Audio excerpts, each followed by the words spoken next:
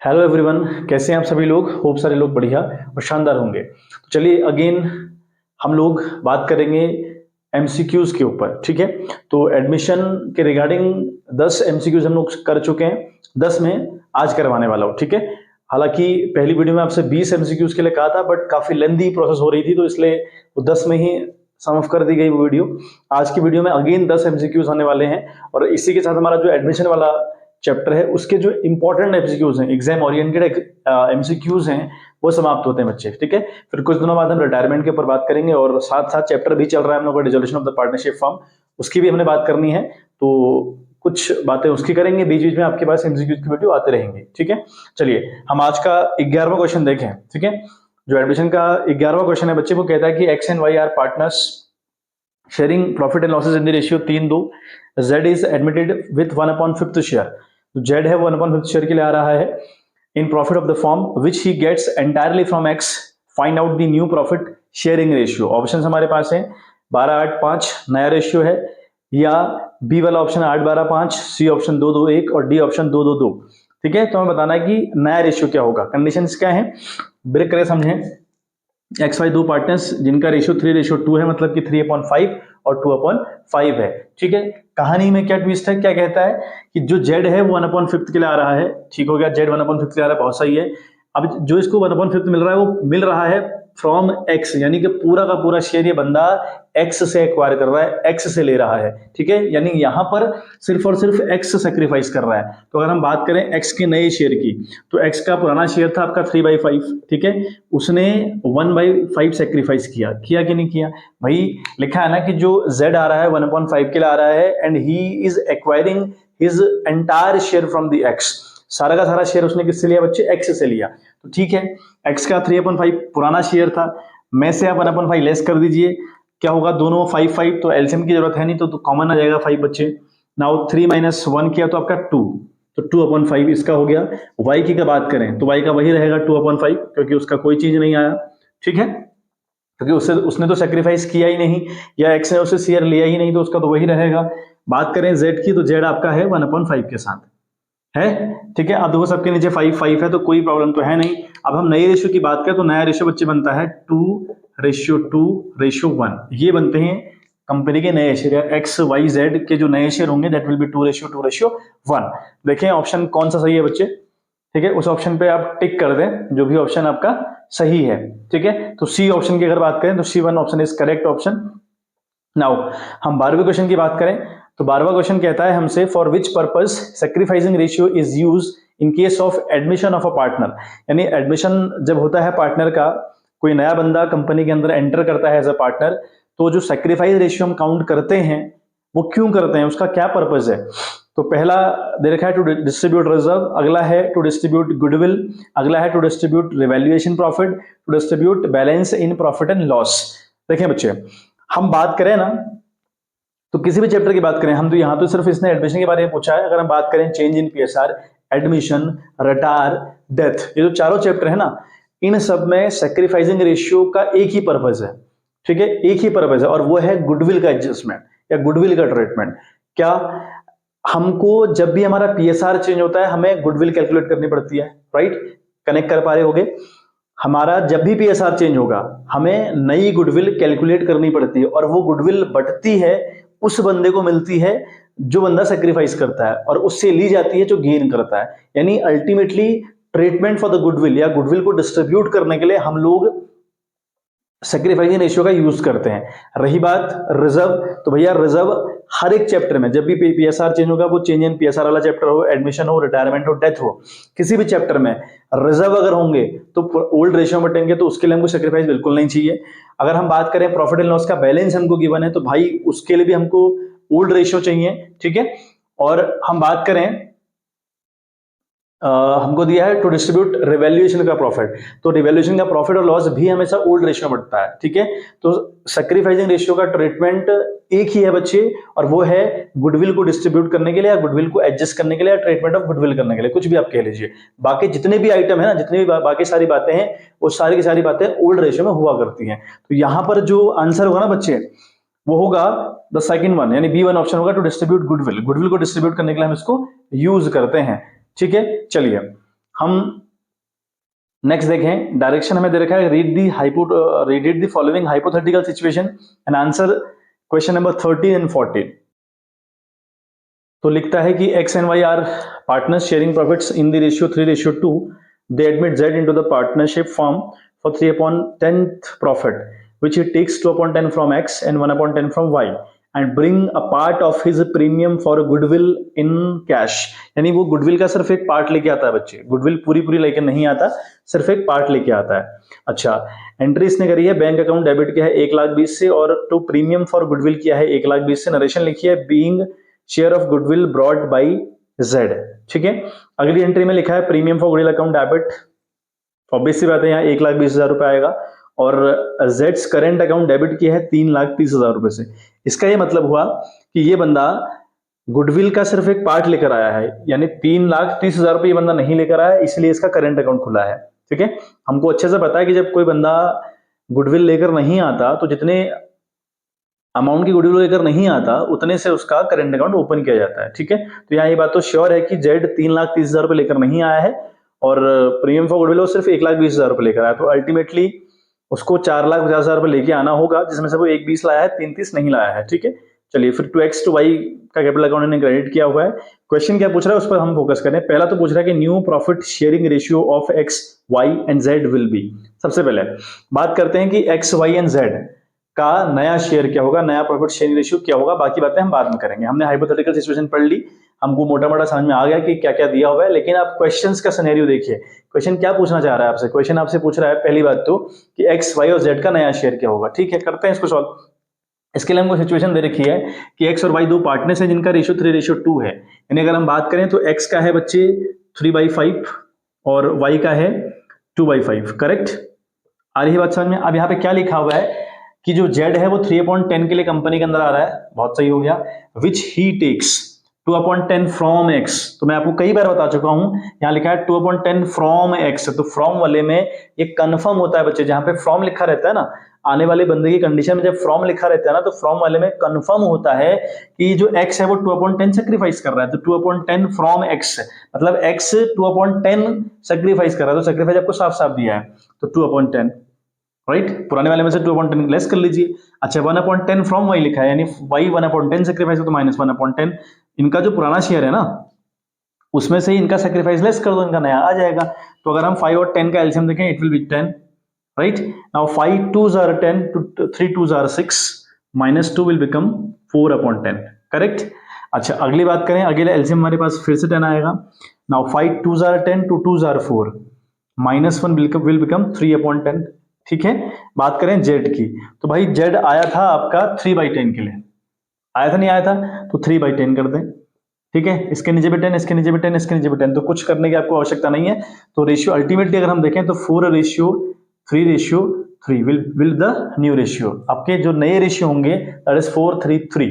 ठीक है, देखें जो भी ऑप्शन 4:3 वाला है वो करेक्ट ऑप्शन है बच्चे। तो A1 ऑप्शन इज 4:3, तो this one option is the correct option. ठीक है बच्चे, नेक्स्ट क्वेश्चन पूछता है 14 वाला, amount credited to X's capital account will be, यानी एक्स के अकाउंट में कितना अमाउंट क्रेडिट किया जाएगा ये हमसे पूछ रहा है। ठीक है, देखो क्या कंडीशन है, हमारी पहली एंट्री आपको दिख रही होगी, बैंक अकाउंट इसने डेबिट किया हुआ है ना, bank to premium for goodwill लिखा है। ठीक है, प्रीमियम फॉर गुडविल 1:20 कर रहा है। आ रही है बात समझ में, मैं बहुत शॉर्ट जा रहा हूं तो देखिएगा, समझने का प्रयास करिएगा।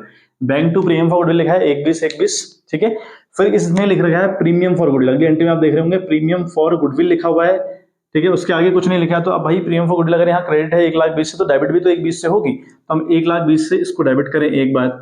और जेड का जो करंट अकाउंट है, जेड करंट अकाउंट लिखा है यहाँ पे 3,30,000 रुपए लिखा है। करेक्ट, और 2x और 2y लिखा हुआ है। समझ में आ रही बात। अब हमसे पूछा है कि भैया एक्स को कितना मिलेगा, उसके अकाउंट में कितना अमाउंट क्रेडिट किया जाएगा ये बताओ। देखो, bank to premium for goodwill 1:20 और प्रीमियम फॉर गुडविल में इसने कुछ नहीं लिखा, तो अगर यहाँ ये 1:20 से क्रेडिट है तो डेबिट भी 1:20 से होगी, ऑब्वियस सी बात है। और 3:30 कर रखा है, 3:30 और जेड का करेंट अकाउंट, तो इसमें मैं कंफर्म हो गया कि जो जेड है बंदा उसको अल्टीमेटली इतनी गुडविल लेके आनी थी, 1:20 और 3:30, मतलब कि 4,50,000 की गुडविल उसको लेके आनी थी, जिसमें से वो 1:20 तो लेकर आया है, जितना लेकर नहीं आया उतना उसका करंट अकाउंट ओपन कर दिया गया। तो अल्टीमेटली उस बंदे को 4,50,000 50,000 रुपये लेके आने थे।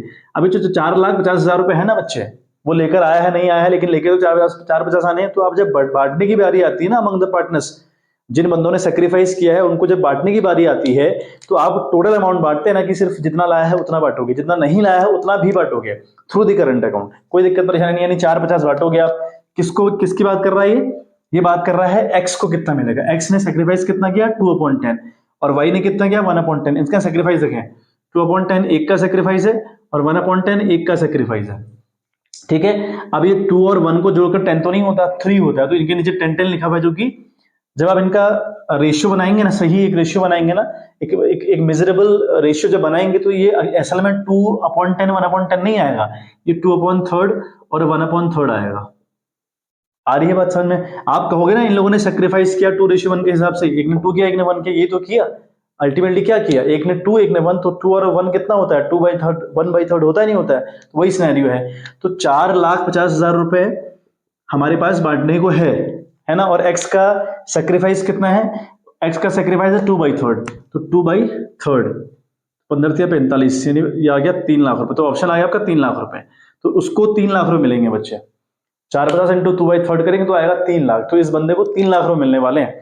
ठीक है, तो अगर कोई 3 लाख वाला ऑप्शन है तो वो ऑप्शन बच्चे बिल्कुल करेक्ट हुआ। तो 14th वाला ऑप्शन आप देखिए, उसमें कौन सा ऑप्शन है 14th वाला क्वेश्चन में, सॉरी बी वाला ऑप्शन, तो आपका 3 लाख रुपए है, तो ये this is the correct option बच्चे। ठीक है, फिर कहता है 15th वाला क्वेश्चन, बहुत इजी क्वेश्चन है। कहता है कि a new partner is admitted in the form, यानी जो एक नया बंदा है फॉर्म में एडमिट क्यों किया जाता है, क्या रीजन रहते हैं उसके। पहला रीजन दिया है फॉर प्रोक्योरिंग एडिशनल कैपिटल, यानी एडिशनल कैपिटल के लिए हम लोग ऐसा करते हैं, बिल्कुल सही बात है, करते हैं इसके लिए ऐसा। For acquiring additional managerial skill, जो बंदा आएगा ना, अगर वो बंदा स्मार्ट हुआ काफी बिजनेस के उसमें, या मैनेजर के जो डिसीजन होते हैं उनमें वो बहुत स्किलफुल इंसान हुआ, तो इसके लिए भी तो हम लेते हैं ना। जो होशियार बंदा होगा उसको लोगे ना अपने साथ, जो दिमाग वाला बंदा होगा उसको अपने साथ रखने का प्रयास हर कोई करता है ना बच्चे, तो ये भी एक रीजन हो सकता है। To benefit from the goodwill of the admitted partner, यानी जो बंदा है, अगर कोई नामी धामी बंदा आ गया, फॉर एग्जाम्पल आप विराट कोहली को अपनी कंपनी का पार्टनर बना लो, तो लगभग 1-2 करोड़ लोग तो आपके वैसे ही आपकी कंपनी के फैन होने है ना। तो अगर किसी बंदे की फेम काफी अच्छी है, किसी की अच्छी गुडविल है, तो उसकी गुडविल की वजह से भी आप उसको पार्टनर बनाते हैं बच्चे। तो ऑल ऑफ दी अबव की बात कर रहा है कि मतलब कौन से ऑप्शन सही है, तो तीनों की तीनों बातें बिल्कुल सही हैं। तो इसका मतलब ये हुआ कि डी वाला option all of the above ये सही आंसर हुआ इसका।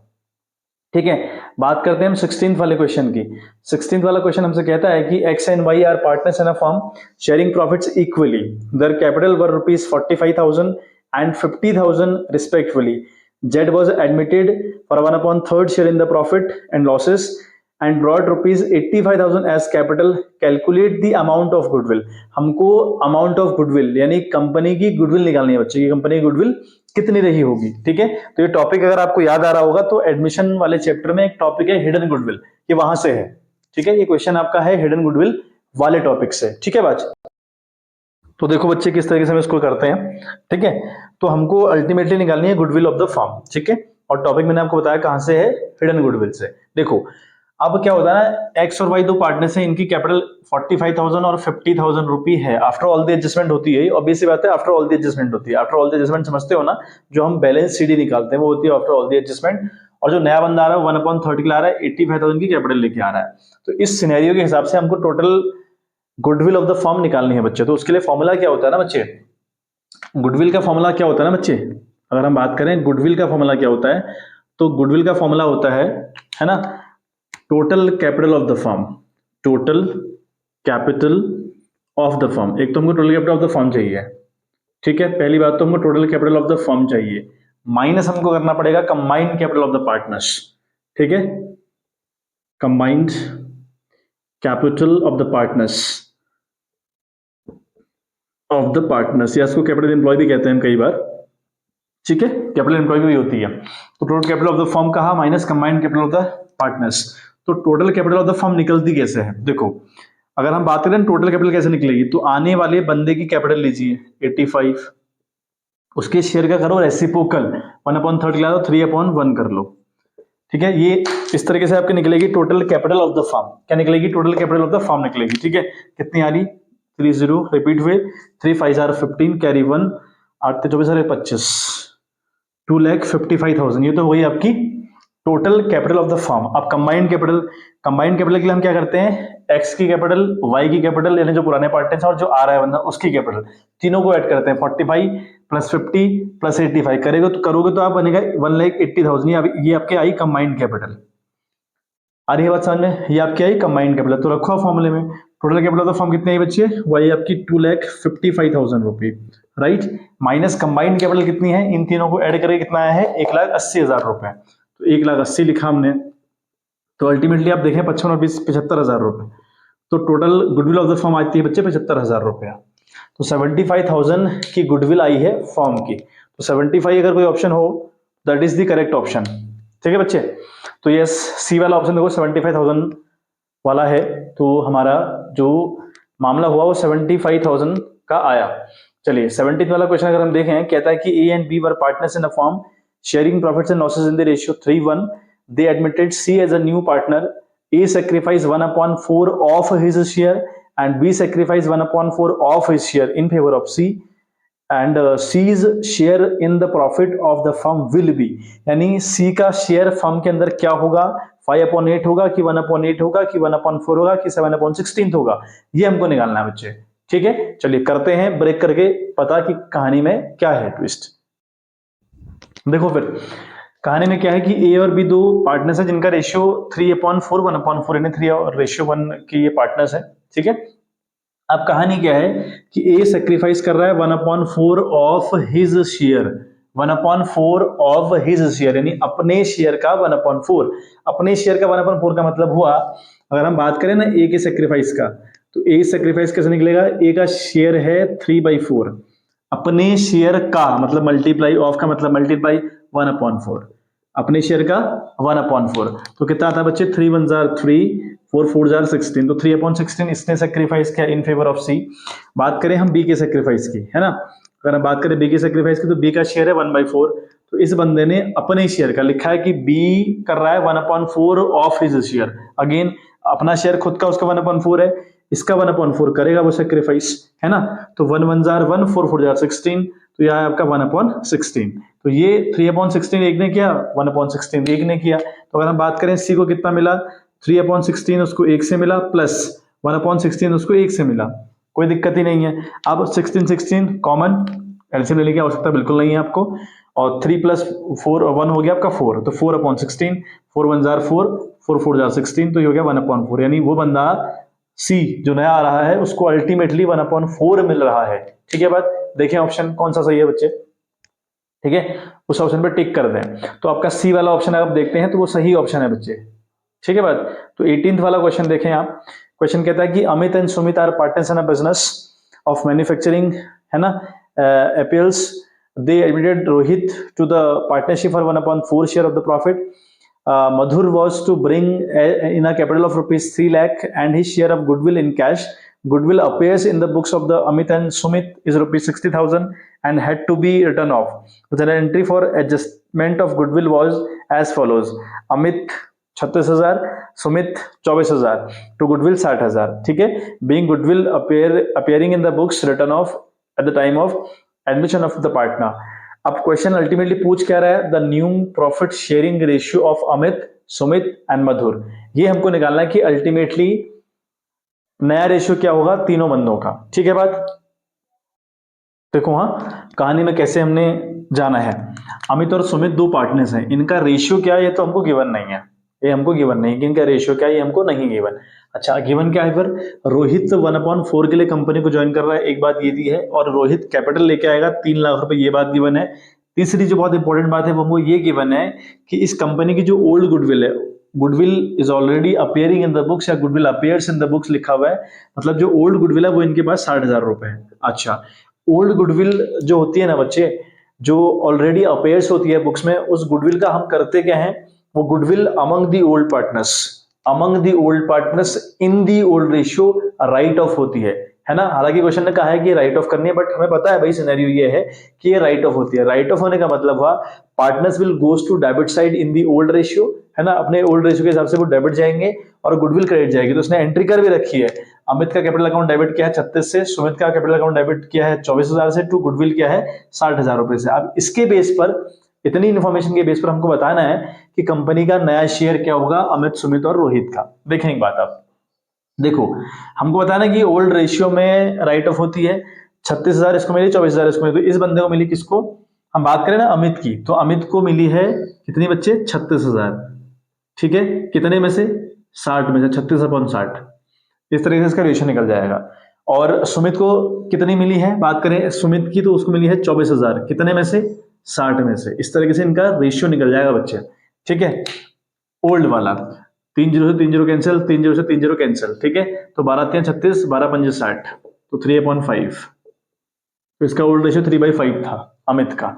सुमित की बात करें तो 12 दूना 24, 12 5 60, तो 2/5 इसका हो गया, ठीक। अब एक बंदा इनकी कंपनी में आ रहा है 1/4 के लिए, अभी इसको 1/4 दे कौन रहा है, किससे ले रहा है, कोई इंफॉर्मेशन गायब आपके पास है नहीं, सारी इंफॉर्मेशन गायब है। तो आप क्या करेंगे, यहां पर होता है let the future profit is equal to 1, होता है let the future profit is equal to 1, फिर आप निकालते हैं रिमेनिंग प्रॉफिट, रिमेनिंग प्रॉफिट निकलता है 1 माइनस जितना हम आने वाले को दे रहे हैं, उसको 1/4 दे रहे हैं, तो हम अपन लोग का बचता है 3/4, बचता है 3/4, तो 3/4 अपना रिमेनिंग शेयर हुआ। अब इस रिमेनिंग शेयर को इनके ओल्ड से अगर आप मल्टीप्लाई कर दोगे ना, तो इनका नया निकल आता है, ठीक है, अभी समझ में आ गया होगा। इंटू हम करेंगे 3/4 और इंटू यहां भी हम करेंगे 3/4, ठीक है, मैं शॉर्टकट कर रहा हूं, हमें क्योंकि अल्टीमेटली नया रेशियो चाहिए। तो 3 3 जार 9, 5 4 जार 20, 2 3 जार 6, 5 4 जार 20, तो इसके नीचे 20, इसके नीचे 20, अगला बंदा 1/4 के लिए आ रहा था। अब इनके नीचे अगर 20 होगा तो आने वाले बंदे के नीचे भी 20 होना चाहिए, तो 4 को 20 में कन्वर्ट करने के लिए 5 बार मल्टीप्लाई, तो यानी 5/5 से मल्टीप्लाई करोगे तो बनेगा 5 × 5, 5 को 20, तो अल्टीमेटली 9 6 5, ये नया रेशियो आया अमित, सुमित और रोहित का, 9 6 5, ठीक है बात। चलिए देखिए कौन सा ऑप्शन सही है, तो 9 6 5 फर्स्ट ऑप्शन है आपका, 9 6 5 वाला, ठीक है बच्चे, तो this one option is the correct option, clear. चलिए नेक्स्ट क्वेश्चन हम लोग पढ़े हैं, बड़ा इंटरेस्टिंग क्वेश्चन है 19th वाला। X and Y are partners, ठीक है, sharing profits and losses in the ratio of 3:2. Z was admitted for the 1/5 share and for this bring rupees 1,50,000 as capital. If capital are to be proportionate to profit sharing ratio, the respective capital of the partners will be. Question क्या पूछ रहा है ना बच्चे, x Y दो partners है, इनका ratio 3:2 है, जेड एडमिट होता है 1/5 के लिए और 1,50,000 रुपए कैपिटल लेके आता है, और कैपिटल कैसी है, प्रोपोर्शनेट। प्रोपोर्शनेट का मतलब हुआ पुराने वाले जो बंदे होते हैं, जो पुराने पार्टनर्स होते हैं, है ना, उनके बेस पर ये बताया गया है कि बंदा नया वाला कितना लेके आएगा, तो उनकी कुछ कैपिटल रही होगी, उसकी उसी के बेस पे 1,50,000 नया बंदा लेकर आया है। अब हमको बताना है कि कैपिटल तीनों की क्या होगी, तीनों की कैपिटल क्या होगी, वो तो जो आ रहा है वो तो 1,50,000 के साथ आ ही रहा है, लेकिन जो पुराने वाले पार्टनर्स हैं उनकी कैपिटल कितनी होगी, ये हमको बताना है बच्चे। देखो बच्चे, तो करने की टेक्निक ना बड़ी शॉर्टकट है, बहुत आसान सा क्वेश्चन है, हालांकि थोड़ा कॉम्प्लिकेट लग रहा है। देखो क्या होता है ना, एक्स और वाई दो पार्टनर्स हैं, 3 और 2, यानी 3/5 2/5 के ये पार्टनर्स हैं।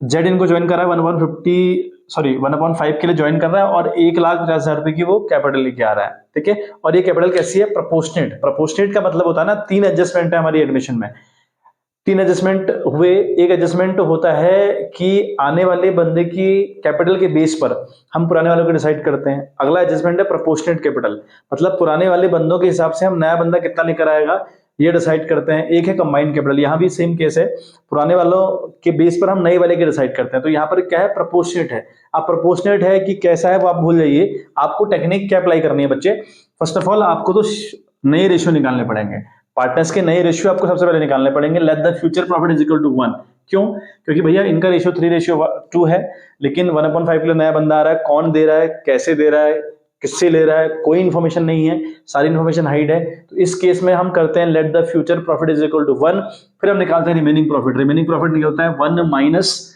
जितना हम आप सामने वाले को दे रहे हैं 1/5 लेस कर दीजिए, तो भाई ये बनता है आपका 4/5। तो ये जो 4/5 बना, इस 4/5 को मल्टीप्लाई करिए ओल्ड पार्टनर्स के ओल्ड रेशियो से, तो ओल्ड पार्टनर्स का नया रेशियो निकल आता है। मतलब एक्स की अगर बात करें उसका ओल्ड है 3/5, को मल्टीप्लाई करेंगे आप 4/5 से, समझ आ रही बात। ऐसे ही y की बात करें तो y का है 2/5 को मल्टीप्लाई करें आप 4/5 से, ठीक है।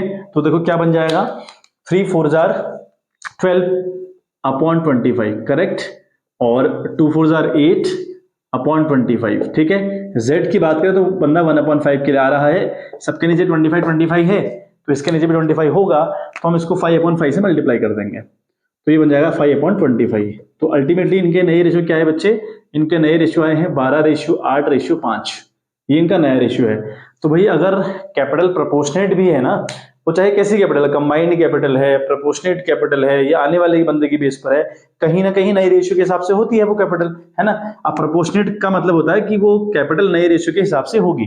अब क्या करें, आप total capital of the firm निकालें, total capital of the firm.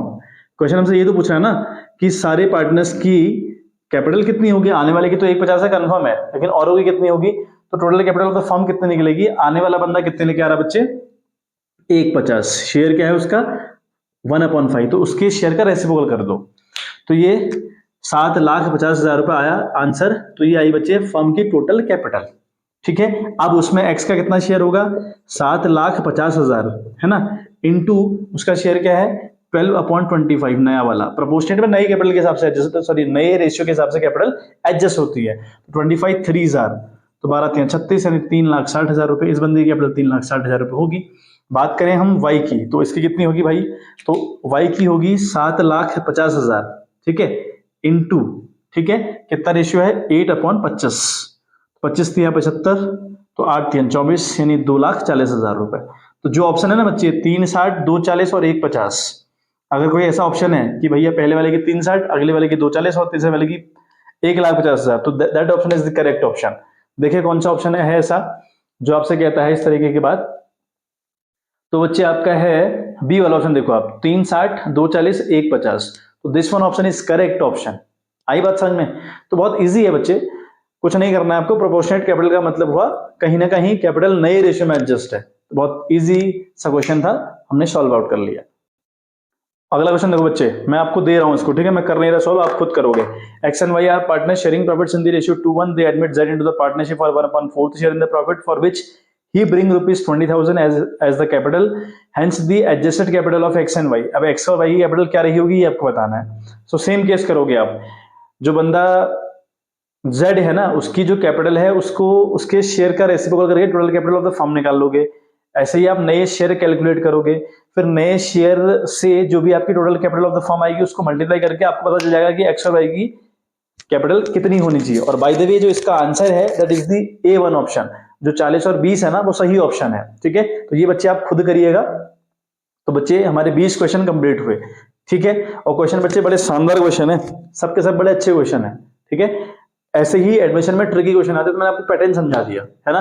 अब यही आएंगे विद द सेम फिगर, ऐसा तो बिल्कुल नहीं है, ऐसा मैं बिल्कुल नहीं बोल रहा हूं।